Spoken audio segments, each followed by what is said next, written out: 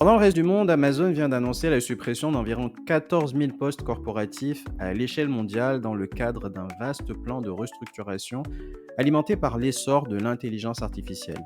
Mais la direction Amazon indique que ce n'est peut-être que le début et d'autres coupes sont probablement à prévoir.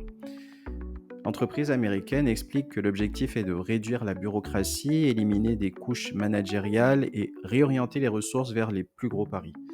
Le CEO Andy Jassy avait déjà prévenu qu'avec le déploiement des outils d'IA, ils auraient besoin de moins de personnes pour certains travaux et plus de personnes pour d'autres types de travaux. L'armée chinoise, via Norinco, a dévoilé un véhicule autonome baptisé P-60 capable de se déplacer à environ 50 km/h, présenté comme un soutien au combat sans conducteur humain à bord. Le système d'IA DeepSeek est identifié comme le cœur de cette transformation. Il alimente des drones en essaim, des chiens robots quadrupèdes et des fonctions d'analyse de champs de bataille comme la reconnaissance, le ciblage et la formation autonome.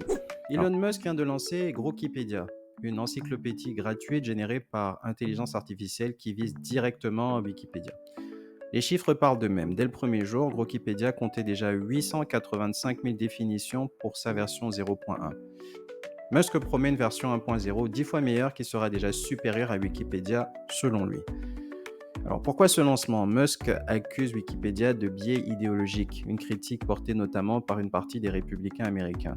L'objectif de Grokipédia est clair, concurrencer et remplacer Wikipédia. Donc Musk promet la vérité, toute la vérité et rien que la vérité. Les données proviennent de l'intelligence artificielle Grok et de plusieurs sources citées sur chaque page. Alors ça y est, c'est officiel, OpenAI est devenu for profit. En effet, l'entreprise américaine vient de se restructurer en Public Benefit Corporation, une entreprise à but lucratif, avec une mission affichée de servir le bien public. La transformation est totale.